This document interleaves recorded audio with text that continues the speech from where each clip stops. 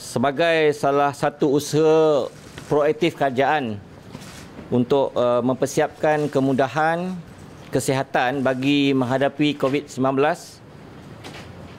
pusat kuarantin dan rawatan dinamakan tempat ini Pusat Kuarantin dan Rawatan COVID-19 Berisiko Rendah MIPS. Pusat Kuarantin dan Rawatan Berisiko Rendah MIPS telah dibangunkan, dan pembangunan pusat ini merupakan cetusan idea yang amat berhormat Perdana Menteri sendiri, dan pembangunan ini telah dilaksanakan dengan pantas sekali, iaitu dalam masa 3 hari sahaja. Hasil kerjasama rapat di antara Agensi Pengurusan Bencana Negara (NADMA) dengan Kementerian Kesihatan, Angkatan Tentera Malaysia dan lain-lain agensi kerajaan. Buat masa ini, hospital dan lain-lain kemudahan seperti Institut Latihan KKM serta lain-lain kemudahan yang telah dikenal pasti masih dapat menampung jumlah pesakit yang meningkat. Pembangunan pusat ini adalah usaha kerajaan untuk menghadapi segala kemungkinan yang akan timbul jika penularan wabak ini semakin meluas. Keselamatan dan kesejahteraan rakyat menjadi agenda utama kerajaan semasa menguruskan pandemik COVID-19 ini. Pusat ini dapat menampung seramai 604 pesakit yang akan ditempatkan di Dewan A, iaitu seramai 400 orang, dan Dewan C berjumlah 204 orang. Walau bagaimanapun, hanya pesakit COVID-19 yang stabil, tidak mempunyai gejala atau mempunyai gejala yang ringan sahaja, kita panggil stable asymptomatic dan mild symptoms, akan ditempatkan di sini. Pesakit dari sekitar Lembah Kelang dan jika perlu daripada Negeri Sembilan dan Negeri Perak juga boleh dipindahkan ke pusat ini bagi meneruskan rawatan serta pemerhatian, apa yang kita gelar sebagai step down care, sehingga pesakit sembuh sepenuhnya. Dengan cara ini, pesakit COVID-19 yang keadaannya lebih memerlukan akan dapat terus dirawat dan ditubuhkan di hospital-hospital COVID yang telah pun dikhususkan ataupun gazetted COVID-19 hospital. Pusat ini juga menyediakan keperluan seperti katil, meja, kerusi, bilik persalinan pesakit, tandas dan bilik mandi, komputer dan wifi, serta ruang rehat pesakit bagi memastikan pesakit yang dimasukkan ke sini selesa untuk terus menjalani tempoh kuarantin. Sebagai persediaan, bilik rawatan pesakit yang lengkap dengan peralatan kecemasan juga disediakan jika ada pesakit yang memerlukan rawatan kecemasan 24 jam. Pusat ini juga lengkap dengan kemudahan bagi anggota yang bertugas. Ini untuk memastikan anggota kita terlindung dan keselamatan mereka terjamin.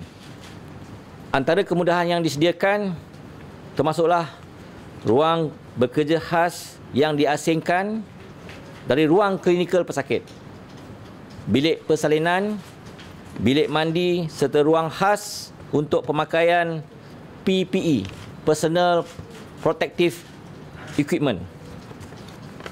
Lain-lain perkhidmatan yang akan disediakan di sini ialah perkhidmatan diet dan sajian pesakit, perkhidmatan kaunseling psikososial, perkhidmatan kesihatan dan keselamatan pekerjaan, perkhidmatan farmasi, perkhidmatan X-ray, perkhidmatan makmal patologi, perkhidmatan sisa am dan klinikal, perkhidmatan rekod pesakit, perkhidmatan penyelenggaraan kemudahan dan keselamatan. Adalah dimaklumkan bahawa pusat kuarantin dan rawatan COVID-19 berisiko rendah ini merupakan tambahan kepada hospital-hospital COVID-19 yang telah pun dikenal pasti oleh kerajaan bagi memperkasakan persiapan menghadapi pandemik COVID-19 ini. kerajaan akan berusaha memastikan keselamatan dan kesejahteraan rakyat terus menjadi keutamaan. Terima kasih.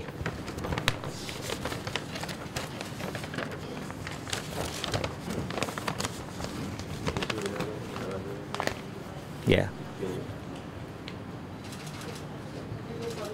Ya. Pertama, berapa banyak pesakit yang dikembangkan di setiap hospital COVID-19 dia ada? Oh. Ada nombor. Dan soalan kedua, ada lagi. Satu dulu. Ya. Sampai figure yang tu.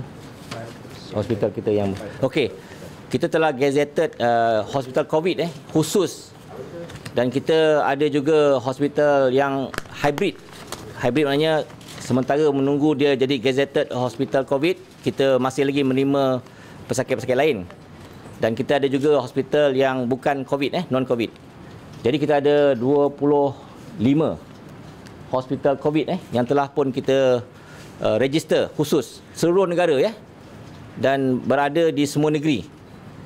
Ada setengah negeri yang ada lebih daripada 2 atau 3 hospital COVID positif, dan jumlah pesakit COVID setakat ini kita telah pun diberi angka semalam latest lah lebih kurang 3,000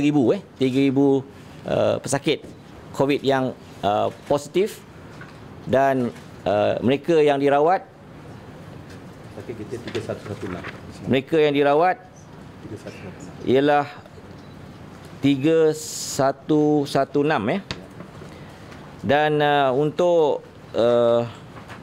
mereka yang telah sihat yang penting kita laporkan daripada keseluruhan pesakit COVID yang positif berjumlah 767.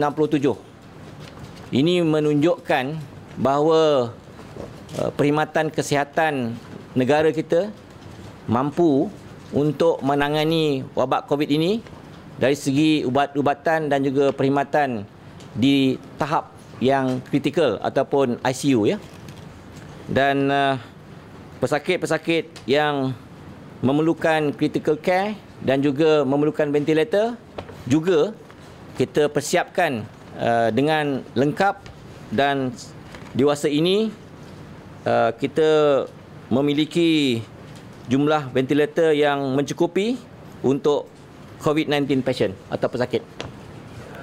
Dua soalan terakhir. Datuk, saya perlu tanya mengenai kenyataan radius 10 km untuk mendapatkan rawatan. Ramai yang komplain some hospitals are further than 10 km. Jadi mungkin nak adjust sikit radius tu.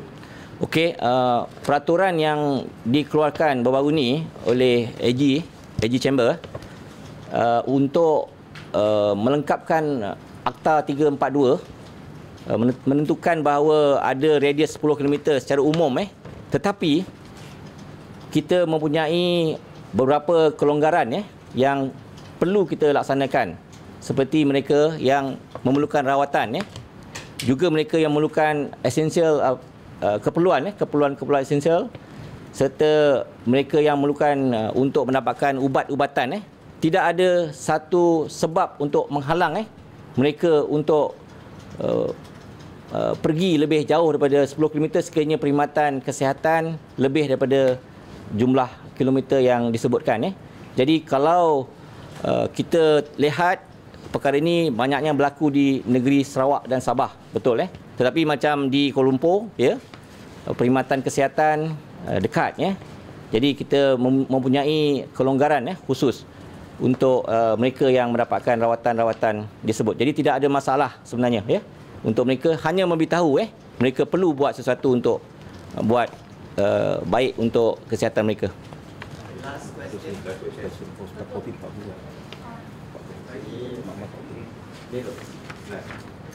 Okey, tadi hospital COVID yang kita telah gazet ialah 40 40 hospital COVID dengan katil, saya bagi detail 40 hospital COVID yang telah pun dikhususkan.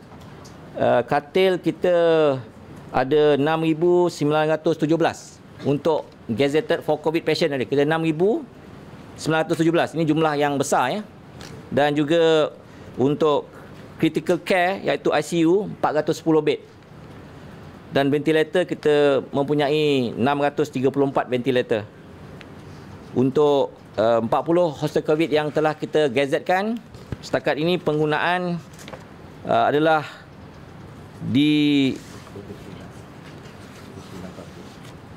angka 29%, 29%. Setakat ni memenuhi bed kita ataupun perkhidmatan kita. Untuk yang pusat ni bila agaknya dah siap, tahap siap-siap itu setakat mana dan bila yang boleh terima jika ada peningkatan yang ada. Ya. Segala kemungkinan boleh berlaku.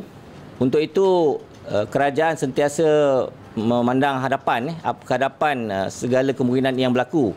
Untuk itu persiapan yang kita laksanakan ini sebenarnya memenuhi apa yang kita sebut sebagai mitigation ataupun keperluan mitigasi dalam wabak COVID-19. Untuk persiapan ini kita tak boleh buat sekiranya kes dah bertambah banyak baru kita buat. Untuk itu kita buat advance ataupun langkah ke hadapan untuk memastikan bahawa dia mesti mencukupi anggaran-anggaran yang kita fikir munasabah sekiranya wabak ini berlaku dan dia masih terkawal. Kalau terkawal dan kita memiliki keupayaan yang patut untuk kita laksanakan.